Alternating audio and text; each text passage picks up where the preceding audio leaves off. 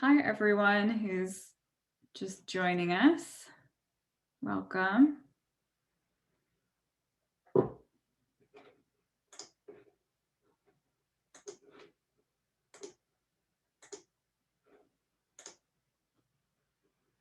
Hi, everyone who's logging in. We're just going to wait a couple minutes to get started while people get settled.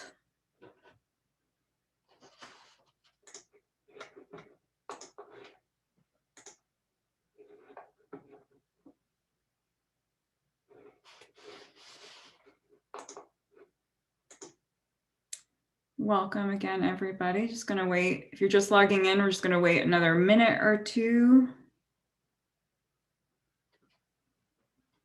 and give people a chance to get settled.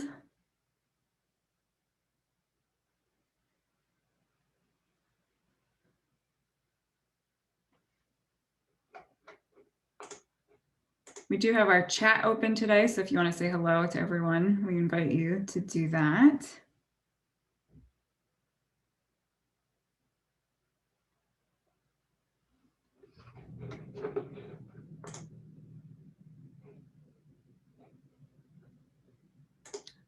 Hi, Rose. Hi, Sarah. Welcome.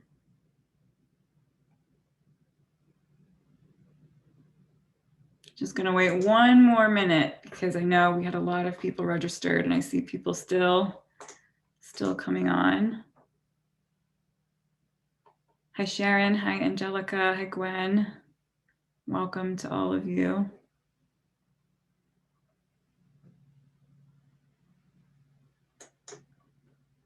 Great to have you all here today. Just going to wait one more minute. Thanks for your patience. We're trying to cast to Facebook Live presently, so that takes a second to set up.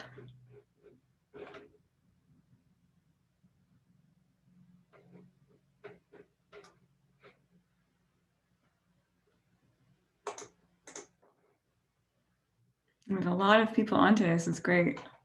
And I see a lot of new names, actually, some old names and some new names. So welcome to everybody who's joining us, who has joined webinars before or a webinar in the past. And I see that we are now live on Facebook. So welcome to everyone who's joining us on Facebook.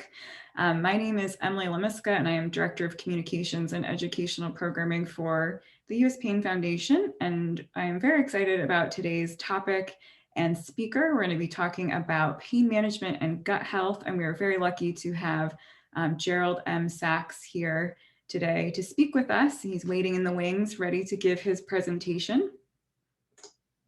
But first, before we jump into some housekeeping items and then his presentation, I did want to launch a quick poll because I wanted to get a sense of sort of what people are currently dealing with as far as GI and gut health issues.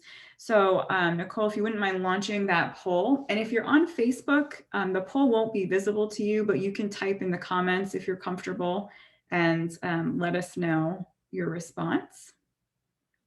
So we're asking, how would you describe your GI issues?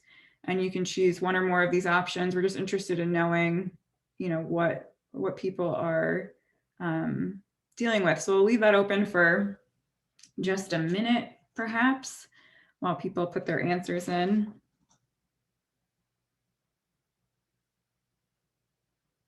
We have a lot of different possibilities. And as we all know, pain can often come with GI issues. Okay, so let's share those results so everyone can see. Okay, so we have a lot of people who have constipation and acid reflux were the most common.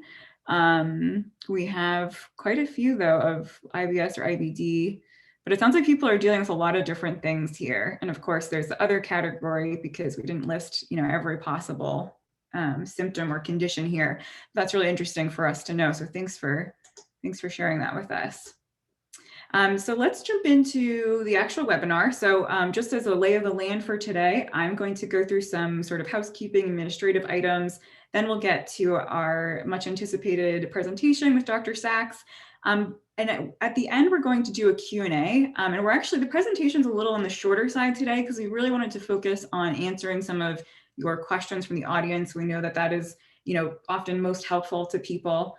So just keep that in mind and, hold your questions to the end. So housekeeping items, again, questions will be taken at the end. One important note is that we can't answer really highly specific medical questions. So, we can't, if you are asking about like your 4 specific conditions and what medication to take, we can't really speak to that, and Dr. Sachs can't speak to that, but we can answer more general questions. So try to kind of generalize the information you're seeking. If you want to ask a question on Zoom, you go to the bottom of the screen, there's a Q&A icon, type your questions in there. On Facebook, just type it into the comments below the video and we will get to those as well.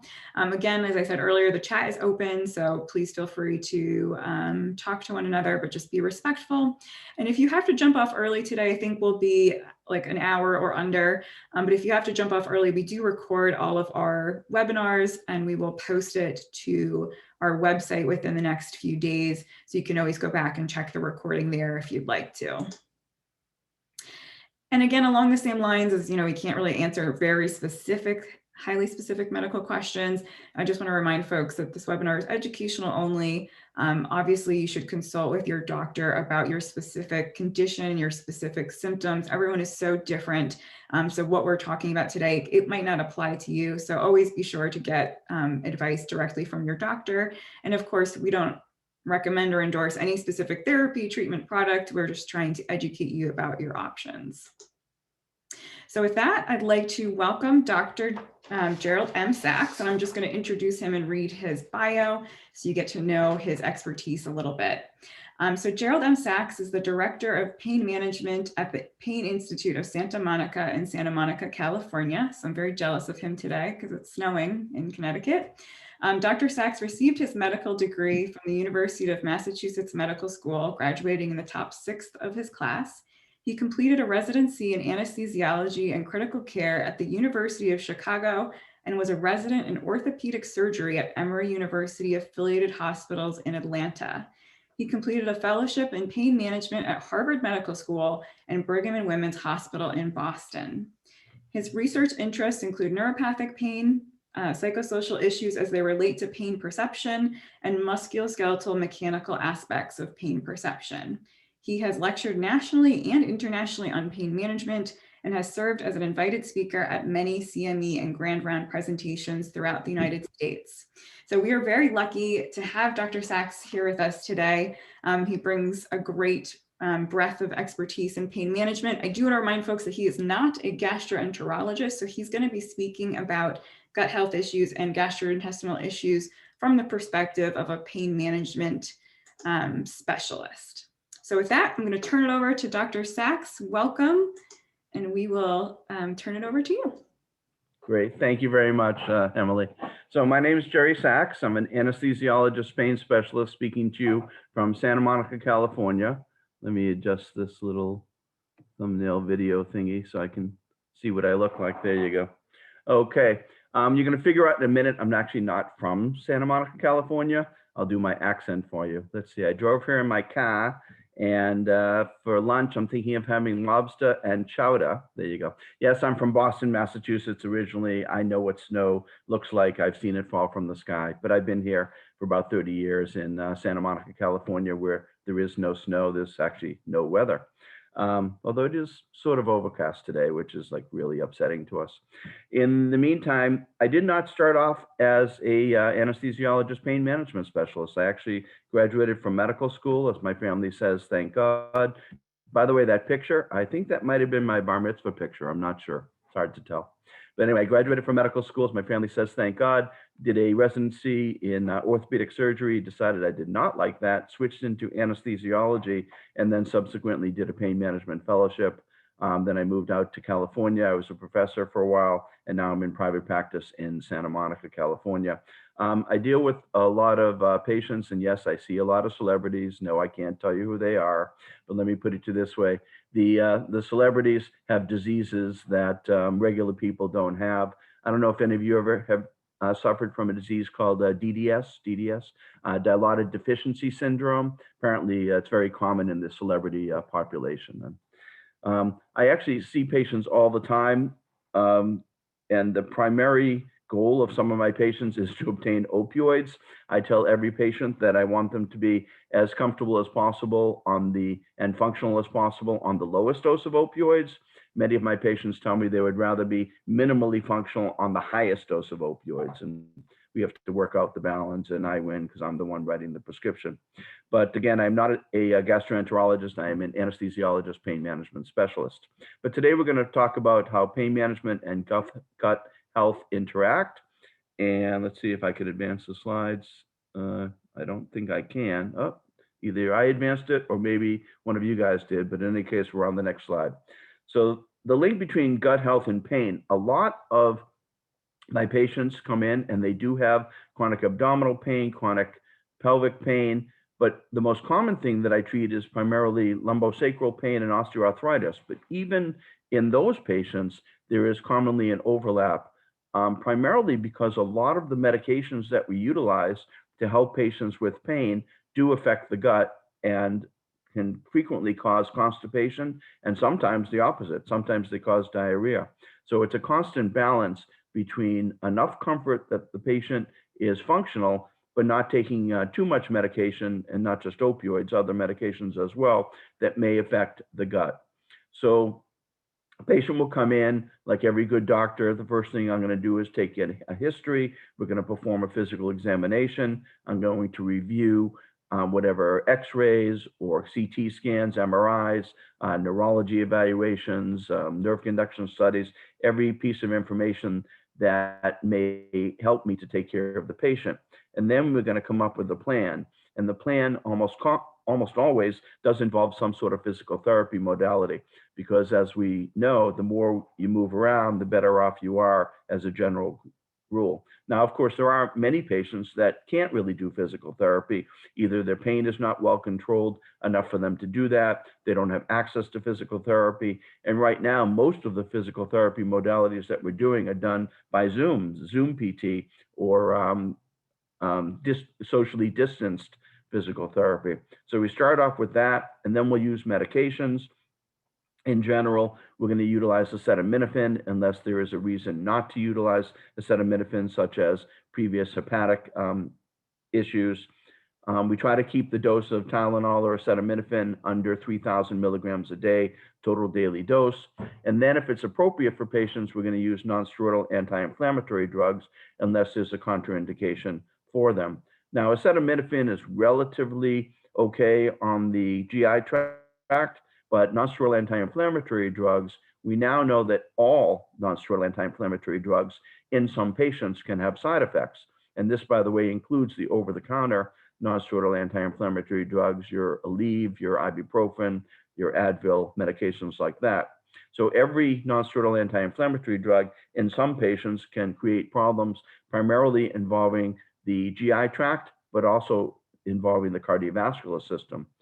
Every NSAID in some patients may increase cardiovascular risk, and every NSAID in some patients may increase GI risk, and that would primarily be dyspepsia, GI upset, what we used to call heartburn, but also can also produce GI bleeds. So again, with virtually every medication that I prescribe, the goal is to use the lowest dose possible for the shortest period of time possible, titrating the medication to adjust to the patient's pain.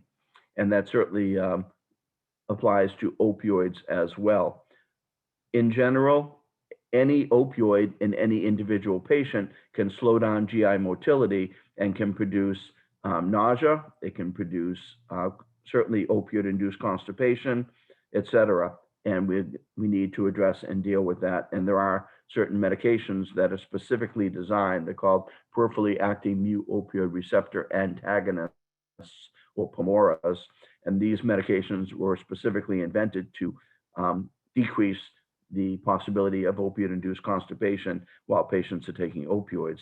But then there's also non-opioid-induced constipation, which can be produced by some of the other medications that we use in pain management, including the non-steroidal anti-inflammatory drugs and medications like tricyclic antidepressants that are commonly used for pain, as well as SNRIs and SRIs, which are also used as adjunctive pain management modalities, and of course the gabapentinoids and other medications that would fall into the category of anti-epileptic drugs.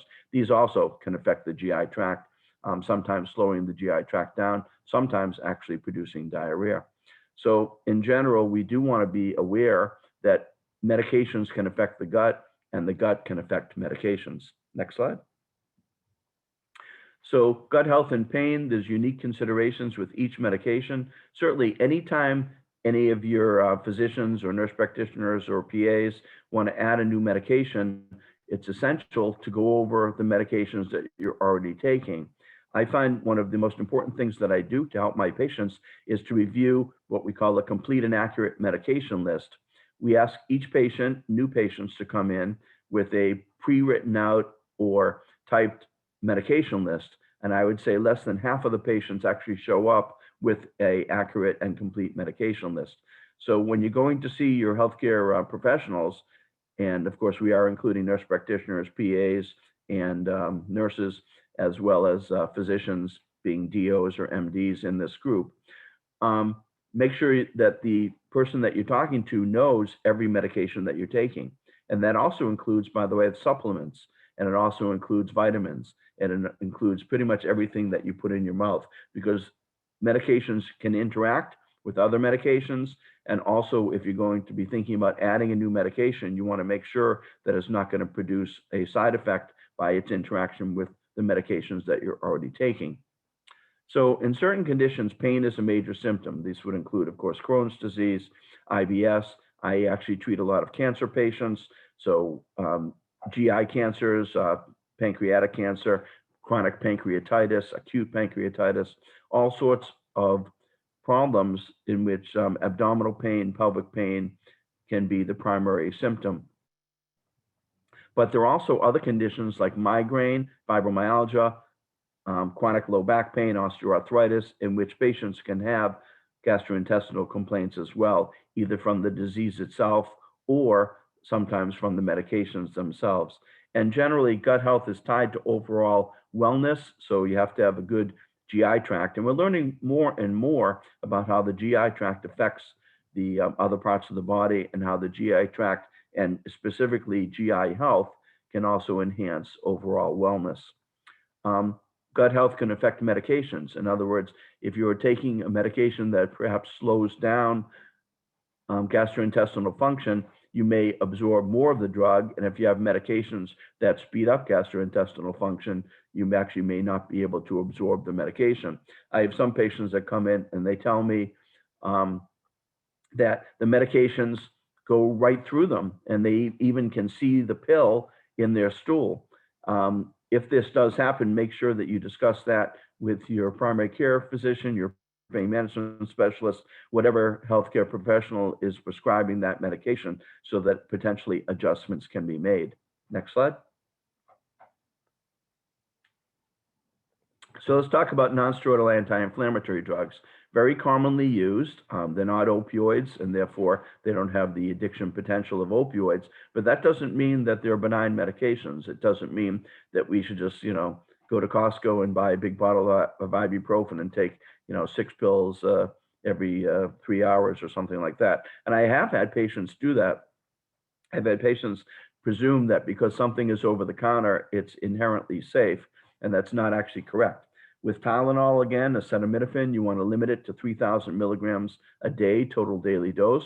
With non-steroidal anti-inflammatory drugs, you want to use the lowest dose you can for the shortest period of time possible, therefore to mitigate and minimize the potential side effects and risks. Examples of non-steroidal anti-inflammatory drugs include the over-the-counter availability of ibuprofen and naproxen, but then there's, I think, about 30 other non-steroidal anti-inflammatory drugs available by prescription. Some are a little safer for GI risk. Some are a little safer for cardiovascular risk. Best to discuss the potential risk versus benefits of these drugs with your prescriber. Possible issues with non-steroidal anti-inflammatory drugs include acid reflux, or what we call dyspepsia, or difficulty with pain in the stomach, Non-steroidal anti-inflammatory drugs can affect the stomach lining, and worst case scenario can produce GI bleeds.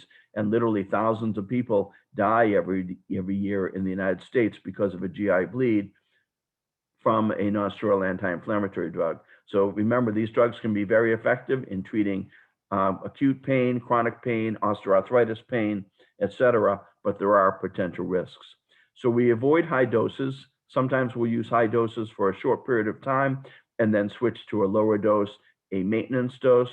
There's been a big push recently to utilize topical anti-inflammatory drugs, which are available both over the counter and by prescription, depending on the modality. There are nasal spray non-steroidal anti-inflammatory drugs, and of course, there are oral and even, by the way, intramuscular and intravenous non-steroidal anti-inflammatory drugs commonly used in a hospital. We try not to take our non-steroidal anti-inflammatory drugs on an empty stomach. They are most commonly best taken with food, and sometimes in a patient with higher risk, we may need to use a proton pump inhibitor or an antacid to mitigate the risk of having a side effect from the non-steroidal anti-inflammatory drugs. Again, something to discuss with your healthcare professional. Next slide. Acetaminophen, as we talked about, can be very valuable. Virtually, I would bet 80 to 90% of my patients are taking acetaminophen regularly, and these, of course, would be the chronic pain as well as the acute pain patients.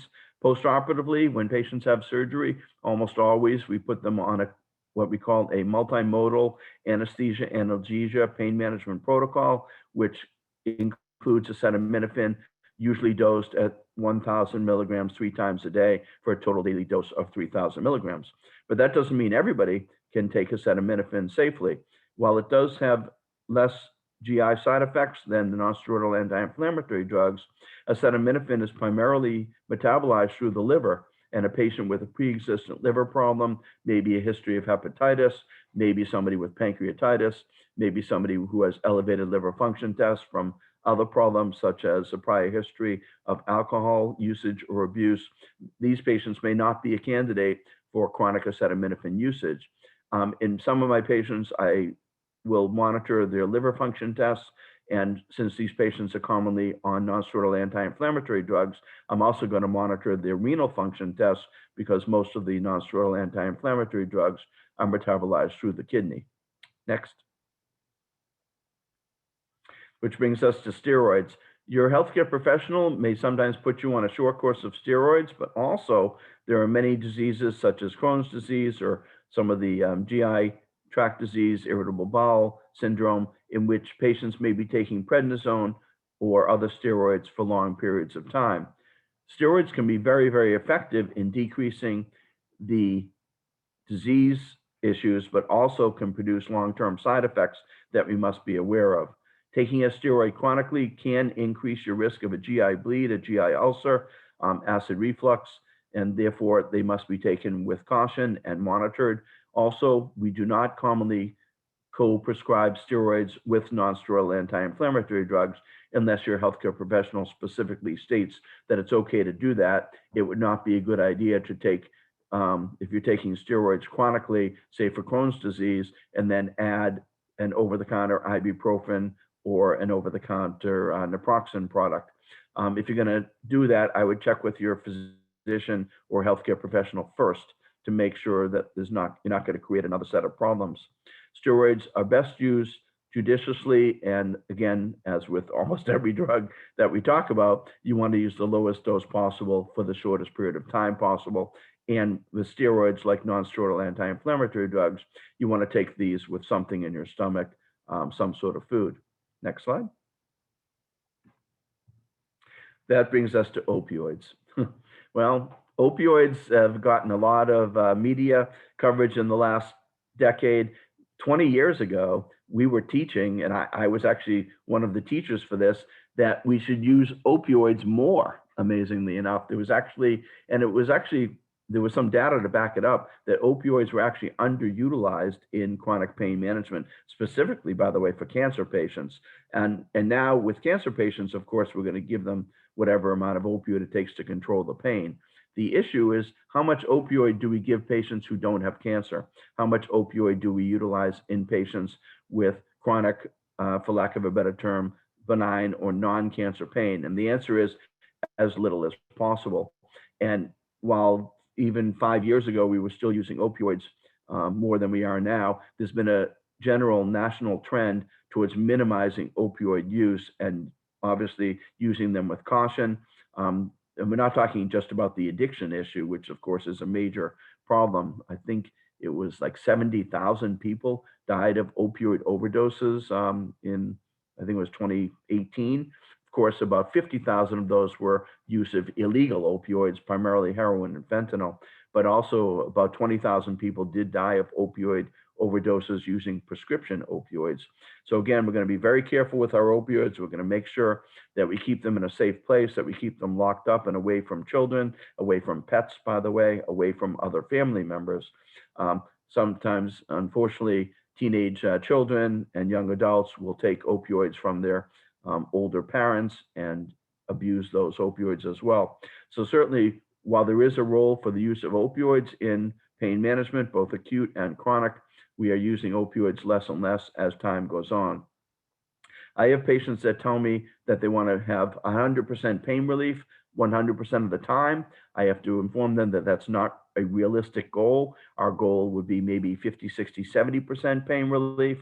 And again, the goal is always to be as highly functional as possible, taking the lowest dose of opioids possible. There's lots of different opioids available: oxycodone, codeine, morphine, hydrocodone, hydromorphone, tramadol. Tramadol, also called Ultram, is an opioid. It is what's called a mu-opioid receptor agonist, so it does act through the opioid pathways. I've had many physicians tell me that they didn't think tramadol was an opioid, and it is, and therefore potentially has the same risks as well as the other opioids. Possible issues with opioid usage include opioid-induced constipation. And as I stated, there are, I think, 4 medications that are specifically indicated, FDA approved, for opioid-induced constipation. And then there's other medications that can also help this issue. The ones that are officially approved include Relistor, Movantik, Symproic, and I believe Amitiza. But there are other medications that can be used to treat opioid-induced constipation as well. Any patient that's on opioids needs to be on what's called a GI regimen, which would include stool softeners, laxatives, a good diet, which we'll talk about further, including a lot of fiber for most patients. Sometimes we'll use some of the over-the-counter medications, including Miralax and Dulcolax if needed. But if you're on opioids chronically, your healthcare provider who is prescribing the opioid should definitely consider whether a peripherally acting opioid receptor antagonist would be appropriate for you to try to mitigate or prevent the effects of opiate-induced constipation. In addition, opioids can slow down the GI tract, and therefore patients may have some difficulty with medication absorption. And again, with opioids, we're always going to use the lowest dose possible for the shortest period of time possible, the goal being to maximize function and minimize opioid usage. Next slide. Skeletal muscle relaxers. The question is, do skeletal muscle relaxers actually relax skeletal muscle? And the answer is, with the exception of a medication called dantrolene, which is commonly used, actually not commonly used, but sometimes used for some rare diseases, most of the things that we call skeletal muscle relaxers actually work on the central nervous system and indirectly will relax skeletal muscle. We do commonly use these as what we call adjunctive pain management modalities. There's many of them on the market: carisoprodol, cyclobenzaprine, even the benzodiazepines, primarily diazepam, can be used as skeletal muscle relaxers. Again, these are not medications that should be used with impunity. We want to utilize these medications for the lowest dose possible for the shortest period of time possible, and some of them can cause GI issues. Certainly, the benzodiazepine should not be combined with opioids if we can possibly avoid it. So we try not to prescribe diazepam, Ativan, Xanax, lorazepam, medications like that for a patient who's taking opioids.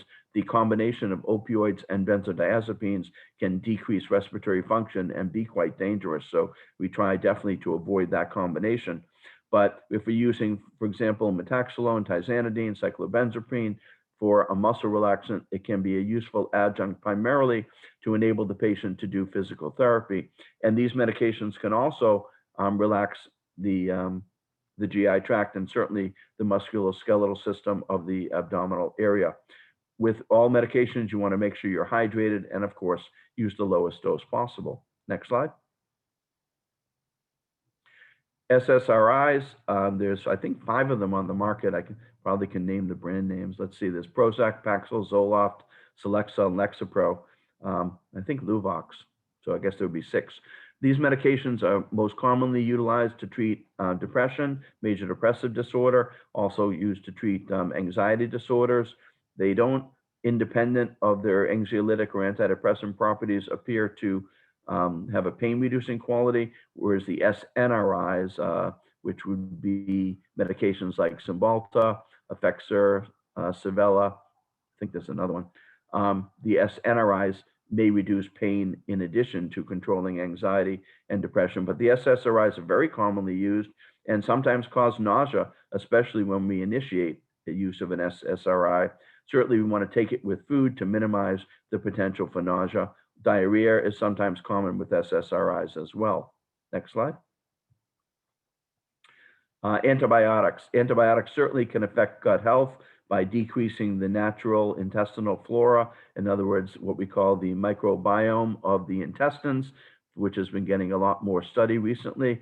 Antibiotics such as amoxicillin or Cipro or erythromycin can cause diarrhea, bloating, and can certainly alter the intestinal flora, the intestinal bacteria that normally lives in your GI tract.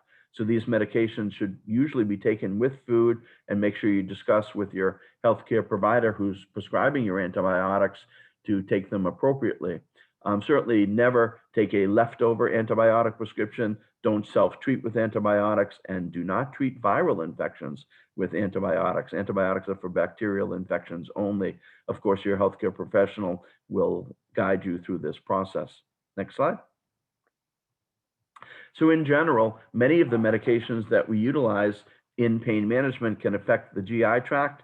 As we talked about, acetaminophen, non-steroidal anti-inflammatory drugs, SSRIs, SNRIs, opioids, all can affect the GI tract. Make sure that you talk to your doctor, your nurse practitioner, your PA, if you're having any side effects or have any pre-existing conditions that might make you more susceptible. In other words, if you've had a history of GI ulcers, make sure your healthcare professional knows about that.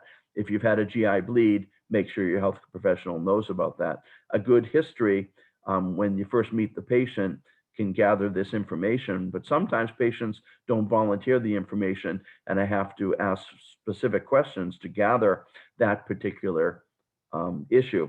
So in other words, if you've had any history of a GI tract problem, certainly we want to make sure that that information is provided to your healthcare professional so they can choose the right medication or combination of medications that will help you and enable you to be as highly functional as possible while taking the lowest dose of medications possible. If you develop problems with an NSAID, for example, if you have a GI bleed, then NSAIDs are probably not the right medication for you. If you develop a problem with nausea, say when initiating an SNRI or an SSRI, usually by decreasing the dose and slowing the titration from a lower dose to an upper dose, you can eliminate or obviate that side effect, but not always. There are some patients that are very susceptible to GI problems with many medications, and we have to be aware of that. So if you're one of those patients that when you take a medication, it commonly causes a GI tract problem, such as nausea or diarrhea, make sure you discuss that with your healthcare professional so they're aware of it, and then maybe they can do something to prevent that from happening. Perhaps starting you on a lower dose, perhaps keeping you on a lower dose for a longer period of time so your body can adjust to it before increasing the dose to the therapeutic dose. And of course, with opioids, having opioid-induced constipation can lead to malabsorption, and then some patients start to take higher dosages. Patients should never escalate their opioid dose in general. Patients should never take extra medication of any type without checking with their healthcare professional first. I've had numerous patients think that if 1 is good and 2 is better, they should take 3 of something. And I've had patients come in not necessarily with an overdose of something, but an overusage, in effect, causing side effects that could otherwise have been prevented. I've had patients take too much over-the-counter non-steroidal anti-inflammatory drugs and have GI bleeds. I've had patients, unfortunately, take too much opioid and cause nausea and severe constipation that actually needed to be treated by a hospitalization. So don't change your medication dosages without checking with your healthcare professional first so they can guide you through the process. That's why we have healthcare professionals. Next slide. So most medications should be taken with food in your stomach. There are some medications that are specifically designed to be absorbed on an empty stomach. Usually when the pharmacy will put a little sticker on the bottle that says take on an empty stomach, and your healthcare provider can discuss this with you if they're prescribing a medication that should be taken on an empty stomach. Hydration is very important, of course, especially if you're prone to constipation or diarrhea. Stay well hydrated, because if you're not well hydrated, you're not going to absorb the medications properly, and also this can produce other potential side effects. Alcohol. I had, when we made these slides yesterday, I had Emily type absolutely no alcohol while taking opioids. It's surprising to me in 2021, the patients come in and they tell me that their healthcare provider, their nurse practitioner, their PA, their physician told them it was okay to have a glass of wine with dinner. Well, it is okay to have a glass of wine with dinner if you're not taking opioids in many patients. But any patient who's taking opioids chronically needs to absolutely avoid the use of alcohol. The combination of alcohol with opioids can be deadly, can cause increased risk of GI issues, GI ulcers, GI bleeds, and also decreased respiratory function. Many of our celebrities have overdosed using the combination of opioids, alcohol, and benzodiazepines. And of course, this is best avoided. We do, of course, want to eat a balanced diet. We focus on eating a lot of fruits and vegetables, more vegetables than fruit, by the way. I had a patient come in a couple of weeks ago who thought they were doing a great job because they were juicing, and they were juicing like 3 times a day. And they developed, of course, diarrhea from this. So we had them cut back on the juicing. But I asked the patient, do they ever actually eat the entire vegetable or the whole fruit? And they said, they told me no, because juicing is better for them. And I said, where did you get this information? And they said they got it from watching television. Well, while television can be very educational, in this particular case, it was better for this particular patient to actually eat the whole vegetable to get the fiber and the other nutrients that are present in the whole vegetable and the whole fruit, rather than just juicing the vegetable and fruit. Sensitivities and allergies are fairly common in patients with chronic health issues, specifically patients with GI issues, gluten allergy, dairy intolerance, lactose intolerance. I do see these commonly in my patients with chronic pain, and we have to consider sensitivities and food allergies as well when we're prescribing medications. Next slide. So speak with your doctor, and not just doctor, speak with your nurse practitioner, speak with your PA, speak with your healthcare team. And you don't have to just deal with uncomfortable side effects.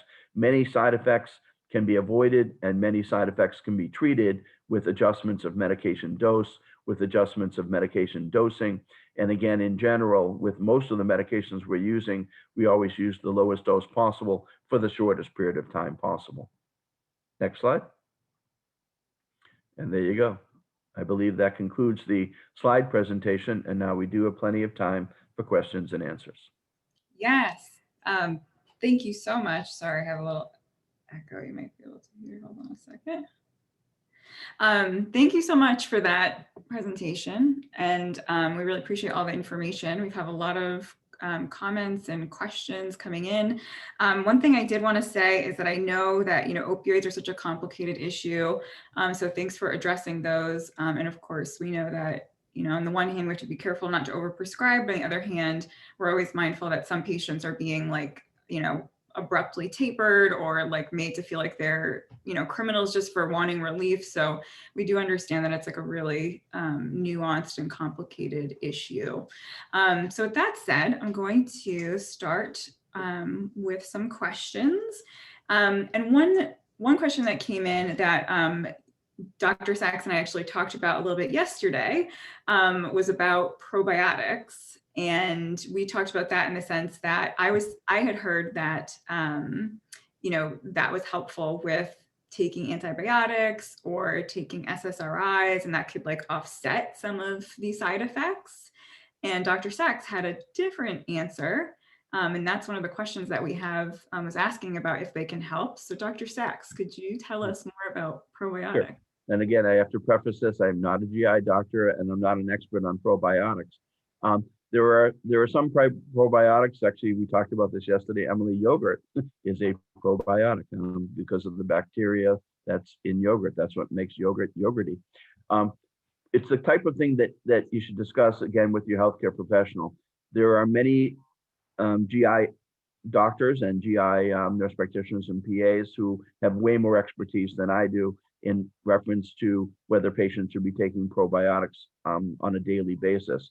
I've actually had patients just decide for themselves that they should be taking probiotics, and they would go to a CVS or Rite Aid or Costco and buy a big bottle of probiotics, and they actually have gotten diarrhea from that. So if you're taking an antibiotic, discuss with whoever's prescribing the antibiotic whether it's a good idea to also take a probiotic to try to prevent some of the potential side effects of decreasing your natural gastrointestinal flora with the antibiotic. So it's the type of thing that needs to be decided on an individual basis. You can't make a blanket statement that if you're on an SSRI, you should take probiotics, or if you're taking an antibiotic, you should take probiotics. It's something to discuss with the person who's prescribing the medication that may potentially alter your GI tract flora. Right. I think that's great advice too, just because just like with pain, we know everyone is different. So like advice that you might hear that applies generally might not apply, so like probiotics might be helpful for some people, but they might not be for you, or you might be sensitive to them and it could make things worse. Right. Very Yeah. much so. And by the way, I completely, and I'm glad you said it, everybody is different. When I was a surgeon and training in surgery, we were actually taught, and this was, before many people on this call, including you, Emily, were born. This is the early 1980s. We were taught that pretty much everyone was the same, and if someone has a, hip replacement, every patient got the same medications for post-op pain and got sent home with the same prescription for Percocet and were told to take it. And then if the patient, wanted or needed more opioid, we told them they were a bad patient. We didn't say that, at least I hope we didn't, but we were thinking it. And if they took less, then we thought, maybe they were, trying to be a martyr. Well, every patient is different, and every disease is different for how each individual person and how each individual person's body deals with that. So there's a wide variation in medication usage for every disease process, as there should be, because again, as our mothers told us, we are all individually special. And of course, my patients tell me that they're more special than other people. That's how it works. The inherent speciality of the people in the entertainment industry is somewhat suspect. But we do have patients that it's not a cookbook. Being a medical professional, it's not a cookbook. Every patient does not need or get the same pain management regimen. Each pain management regimen and GI regimen and pulmonary regimen is individualized to each patient, and we have to make adjustments based on each individual patient. Great. I think that's a great point. So we have a lot of awesome questions coming in, so we're going to do our best to get to all of them. And a reminder, if you're typing your question in the chat, make sure to actually put it in the Q&A so we don't doesn't get lost in all the back and forth dialogue there. So another question someone asked was whether opioids can actually lead to long-term changes in gut health even after you've stopped taking them. Yeah, taking opioids, of course, does affect the gut. The most common side effect would be opiate-induced constipation, but also nausea, vomiting, decreased GI motility. All of these can affect your absorption of other medications and the disease itself. Sometimes opioids are actually used specifically to slow down GI motility in patients that have had GI surgery or removal of part of their intestine. So there are many very positive effects of opioids. However, there are also many negative effects of opioids. And as we discussed earlier, you have to individualize the treatment. I prescribe opioids every day. It's a no-brainer for my end-stage cancer patients. But there's also some patients who have chronic non-cancer pain that benefit from the use of opioids that in my opinion, should be maintained on opioids, but monitored. Of course, we do urine drug screens. We check the state, what's it called, prescription drug monitoring program regularly to make sure the patients are not obtaining opioids from multiple sources. It's just a question of individualizing the approach to each individual patient. You will find, unfortunately, healthcare professionals out there who won't prescribe opioids for anyone for any reason. Find another healthcare professional. There are, at least in the big cities, there are plenty of healthcare professionals that are willing to treat each patient as an individual and adjust the medication regimen for each patient. But we definitely have to be careful with opioids, and we don't prescribe them the way that we did even 5 years ago, where we would just keep increasing the dose. Now there are, usually we set limits, and patients unfortunately must live within the limits that are set so that they do have safety, so they don't overdose, so they don't overutilize their meds. Chronic use of opioids can affect the endocrine system. We know that some patients have to have endocrine consultations and have to have their hormones checked to make sure that they're not having decreased testosterone, for example, and decreased other hormone effects. I'm not an expert on that either. That's why I refer patients, if we need to endocrinology for that. But long-term effects of opioids can persist even after the opioids are stopped, but they do tend to resolve over time, meaning if you have a GI motility problem by taking opioids and you stop taking the opioids, usually it will reset to your previous baseline level, but not always, not always. Great, thank you. And so we also have some questions because we kind of touched on the most commonly used types of pain medication in the presentation, but there were two that we didn't include, and I was wondering if you could speak to them. One was CGRP blockers, so like migraine related medications. And the other one that someone is asking about in the Q&A is like stimulants, like Ritalin, if those can also affect GI issues. Okay. Well, CGRP inhibitors are a brand new, probably within the last 2 years, way to treat migraine, both, by the way, to treat an actual acute migraine, but also for prevention of migraine. There are at least 3 that I can think of, CGRP inhibitor preventive medications utilized by sub-Q injection monthly. These I found to be extremely valuable. Again, not a neurologist and I'm not a headache specialist, but I do treat patients with chronic headache. By the way, comorbid conditions, patients with one pain problem do commonly tend to have another pain problem. That's just the way that you were born. To quote Lady Gaga, you were born that way. There you go. A 65-year-old man just quoted Lady Gaga for you. So when a patient comes in with, say, chronic abdominal pain from Crohn's disease, it is common for them to have comorbid migraine. When patients have osteoarthritis, it is also more common than patients without osteoarthritis to have chronic migraine or acute migraine. So in other words, a lot of these chronic pain issues do tend to cluster in patients with who have one chronic pain problem. So in terms of treating migraine, again, there are a couple of different medications that are used for acute management. I can think of, what are they called? Nurtec ODT, and what's the other one? Ubrelvy.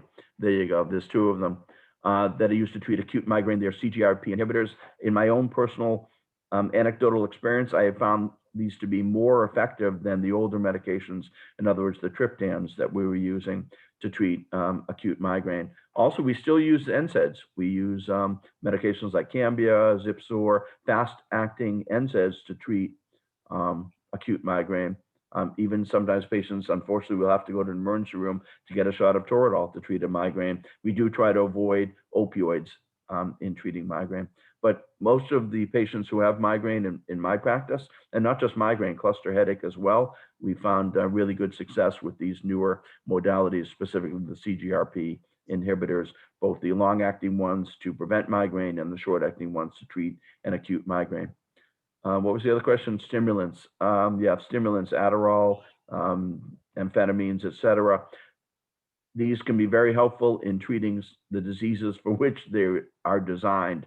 But of course, there is the potential risk of overusage and, frankly, abuse of these medications as well. So the person prescribing it must watch the patient closely, make sure they're not getting these medications from more than one healthcare professional. In general, by the way, if you're getting any controlled substance, it must be from only one healthcare professional. You don't get opioids from two different sources. You don't get Adderall from one doctor and Ritalin from another doctor. You have to keep these things under control and monitored so they can be used efficaciously and safely. I don't know of any specific GI issues associated with stimulants. It would be something to discuss with the person who is prescribing the stimulant for you, whether it's a psychiatrist, a neurologist, a pain specialist, et cetera. Okay, thank you. And of course, we did our best to cover as many categories as possible, but obviously I'm sure we left some others out too. Another question we've gotten from actually two people, which I think is interesting, is about and this might sort of go into the world of a gastroenterologist, so I don't know if you can answer it exactly, but they were asking about whether it is okay to take something like Miralax daily, or if you're aware of like any sort of long-term problems with that.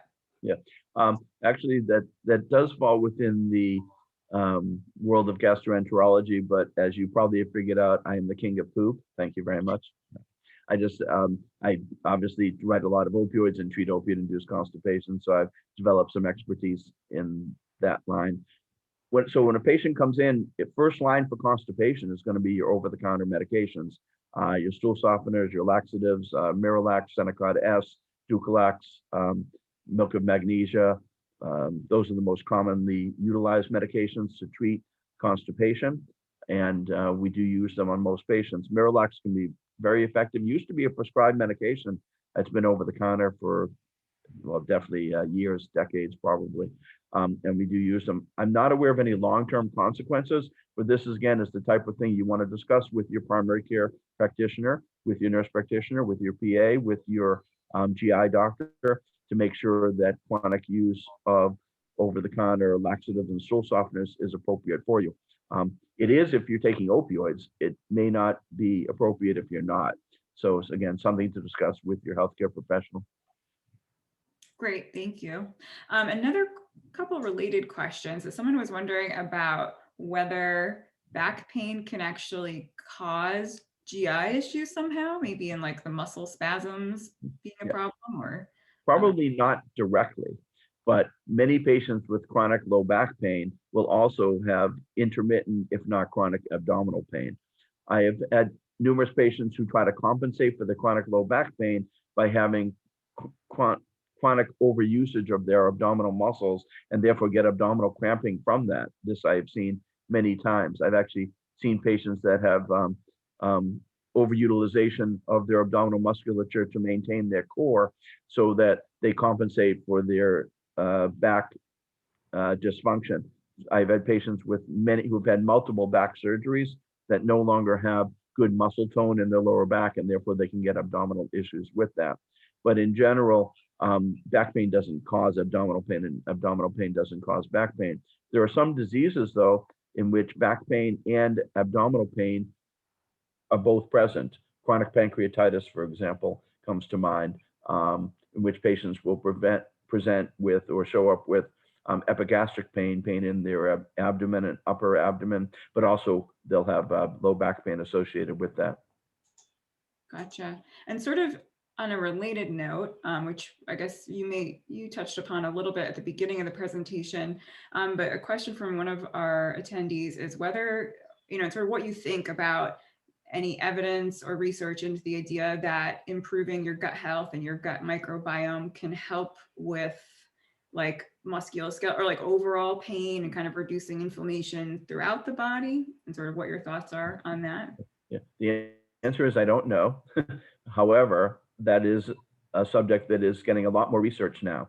The whole idea that the gut is the brain, the gut and the brain, the gut-brain connection is something that as healthcare professionals, we weren't particularly aware of until maybe 5 to 10 years ago. And now there's a lot more research going on this subject.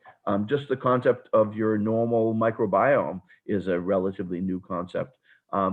So GI health is essential for overall health, not just in terms of absorption of medications, but in terms of just general well-being. And there's been a lot more function on good nutrition. I mean, how much nutritional information did I get when I was in medical school? The answer is zero, literally zero. They never talked about it. And now I do send patients to nutritionists and other healthcare professionals that can help patients design a nutritional program for them. Certainly the cancer patients and patients who have hypermetabolic needs, patients with chronic pain in general tend to want to have a well-established good diet, which just comes down to eating lots of vegetables, lots of fruit, being very active, making sure they're well hydrated. And then there's sometimes specific things that can be done, usually under the auspices of a nutritionist or a dietitian or a GI doctor that has expertise in this. Certain supplements and things like that can be useful for some patients, usually designed specifically for that individual patient. Great, thank you. And so I'm going to have one more question because we're running out of time, and then we'll have some just closing announcements. And I did just want to say that Dr. Sachs, we're getting a lot of comments from people about how much they appreciate your time and expertise.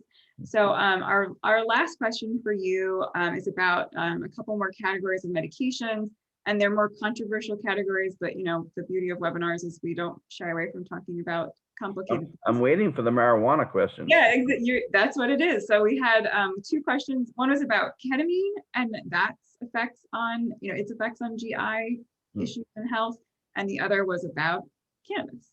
There you go. So I live in California. And I think we were the first state to legalize marijuana, maybe, I don't know, at least 10 years, probably 20 years. The vast majority of my patients with chronic pain are utilizing some sort of cannabinoid. When I say some sort, it's quite variable. I definitely recommend that patients do not smoke marijuana because the actual inhalation of the smoke can be bad. From a pulmonary point of view. Most of my patients are using edibles or drops or other various forms of ingestion. The data, unfortunately, on the cannabinoids is not all that great at the moment. There are studies going on now, and we will have more and more information within the next few years on specifically how cannabinoids can affect chronic pain perception and perhaps reduce utilization of opioids. But with the data right now, you have to be somewhat careful in terms of what you're utilizing. In the states in which it's legal, you can go into a dispensary and they'll be very happy to tell you that this extract is good for Crohn's disease and this extract is good to prevent migraine. Unfortunately, that's primarily anecdotal data. There's very few, if any, long-term, good, well-controlled, double-blind, placebo-controlled, gold standard studies looking at how cannabinoids can be useful in a patient with chronic pain. We're waiting for that data. It will be forthcoming. That being said, there is some data specifically for chemotherapy-induced nausea and vomiting, and also chronic nausea, and other things in which the cannabinoids can be useful, primarily, by the way, CBD rather than THC, although THC also can be somewhat useful. That THC, if you don't know, is the part of the marijuana that makes you high, but it also can be useful for decreasing nausea. Just use these medications, and they are medications. Use them cautiously. Realize there's no quality control. When you're buying something that's a plant, we don't really fully know what's in the individual plant or plant extract or edible that you buy. We're making educated guesses at this point. Ketamine, again, is being used much more for treatment of chronic depression, but there is some data on it for chronic pain. This is, again, an area in which we need more study, and these studies are going on now. It unfortunately, until recently, was very difficult to study controlled substances, specifically marijuana, which is officially federally a Schedule I drug, meaning it can't be prescribed. But as time goes on, we're getting more and more data studying marijuana and also studying ketamine and other medications that may have usefulness in treating chronic pain. Great, thank you so much. And for those folks who are interested in more information about medical cannabis, we do have a website, uspainmedicalcannabis.org, which has some great information there. But with that, I know we didn't get to every single one of the questions. I do have a couple just last announcements and things to share. So stay with us for just like 1 or 2 more minutes. And at the end of the webinar, I'm going to stay on and I'm going to write in some answers to some questions we didn't get to. So if you have something really pressing and we didn't get to it, just hang tight and I will try to respond to you in a moment. But I did want to say, Dr. Sachs, thank you so much. That was really incredibly interesting and helpful, I know, to me. And I feel like I learned so much, and honestly, both about GI issues, but also about the different medications, and really appreciate your time and expertise, because it's obviously a really complicated and enormous area. So thank you for your time You're and very welcome. your energy. Thanks. Well, like I said, just a couple more things that I wanted to share with you all. So our webinars are always developed independently, but we do receive funding to support, the platforms that we use. So our sponsor today was Salix Pharmaceuticals. So we just want to say a big thank you to them for their generous sponsorship. And I also wanted to just make a few announcements, generally speaking, about some things going on in the pain world. So one is that the Alliance for Balanced Pain Management is holding a virtual summit on February 2nd, so next week, and it is open and free to anyone who wants to register. Our very own Cindy Steinberg will be moderating a panel that day, and I believe it's from like 11:30 to 2 p.m., so it's not like a whole day thing, but it's just a couple hours, so recommend checking that out. We have a lot of great topics they'll be discussing. I also wanted to mention we have a lot of new support groups. Hopefully you guys are all on our mailing list and saw announcements about those. We have new groups for specialized populations, including veterans, caregivers, and LGBTQ+ communities. We also have weekly groups that are open to everyone, so you can check those out at painconnection.org. We're also working on a lot of things that will be coming soon here at US Pain. So one is the next issue of the Invisible Project is set to be published. We've been working speedily on that and hope to have it out and available to everyone in the near future. We're also going to be launching a pediatric survey for kids with pain and their families to better understand the impact on their lives of living with chronic pain. So that was a speedy round of updates, because I know we are slightly over 2 p.m. But I wanted to say thank you everyone for joining us today. If you want to check out our past webinars or to see upcoming webinars, you can always look at uspainfoundation.org/webinars to check those out. And we are hoping to do a future webinar about the science behind the COVID-19 vaccines. So keep an eye out for more information about that. As always, we appreciate your time and we are here to educate and support you. So thanks so much for joining us today. And thank you again to Dr. Sachs. And like I said, I'm going to leave this on for a moment while I just type in some answers to those questions that we didn't get to, at least as best as I can. So thank you again and have a great rest of your afternoon.